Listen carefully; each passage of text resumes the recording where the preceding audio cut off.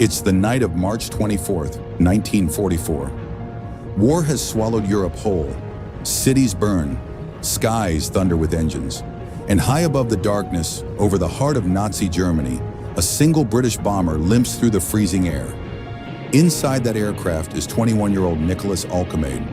He is the tail gunner of a Avro Lancaster, one of the Royal Air Force's heavy bombers returning from a raid on Berlin. The raid is over, but the danger is not. At 18,000 feet, more than 3 miles above the ground, the Lancaster pushes westward through the night. The temperature outside is far below freezing. Frost creeps across metal surfaces.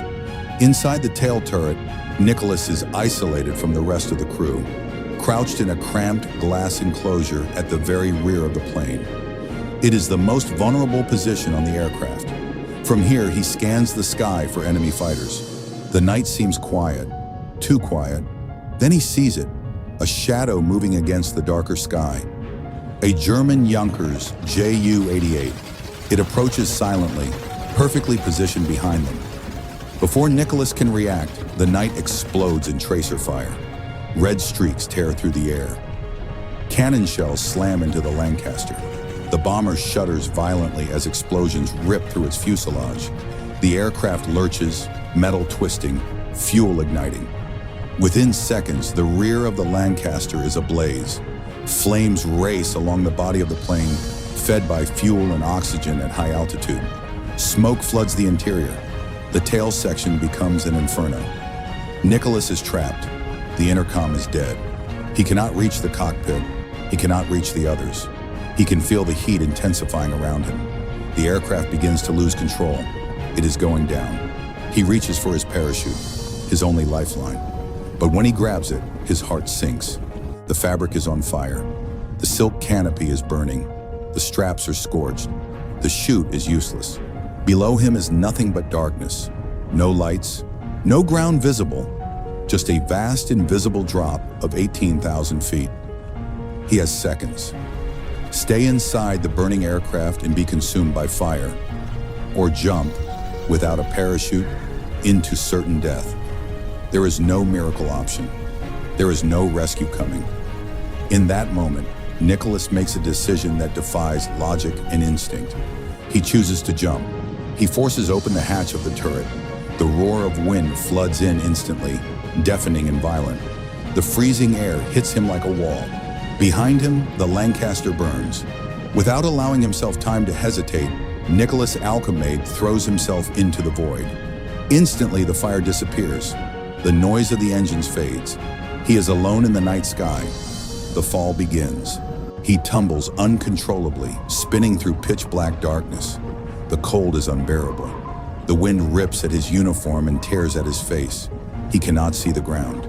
He cannot slow himself. There is nothing to grab, only air.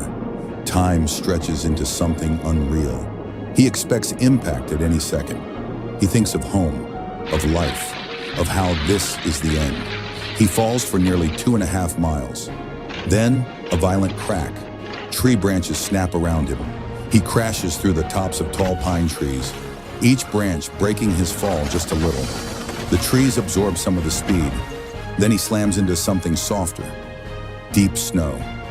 Silence follows. Nicholas lies there stunned. He is not dead. He moves his arms. He moves his legs. Amazingly, nothing appears broken. He is bruised. His knee is injured. He is shaken to the core. But he is alive. He has just fallen 18,000 feet without a parachute and survived. The combination of thick pine branches and deep snow has saved him. The forest acted as a natural cushion, gradually slowing his descent just enough to prevent instant death.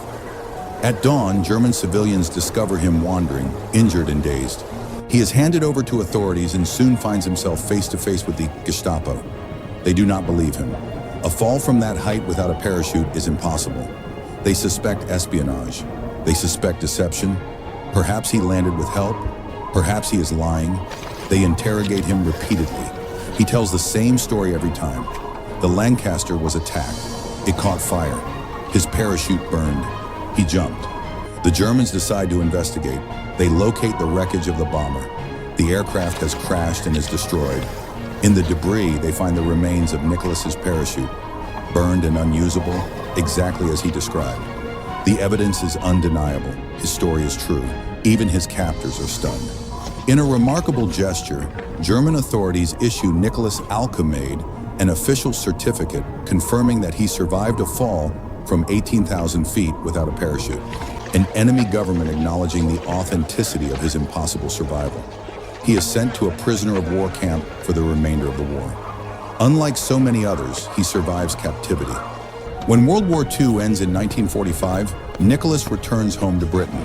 He does not return as a legend seeking fame. He lives a quiet life, working as a ground engineer in civilian aviation. But his story spreads. It becomes one of the most extraordinary survival accounts of the entire war. Not rumor, not exaggeration, but documented fact. A young tail gunner trapped in a burning bomber over Berlin. A parachute reduced to ashes. A choice between fire and freefall, and a leap into the night. Against all probability, against physics and expectation, Nicholas Alkemade survived what should have been certain death. He lived until 1987, and though many stories from the war have faded into history, his remains one of the most astonishing. On that cold March night in 1944, as Europe burned and aircraft clashed in the skies, a 21-year-old made an impossible choice. He stepped into the darkness. He fell 3 miles through the air, and somehow he landed, alive.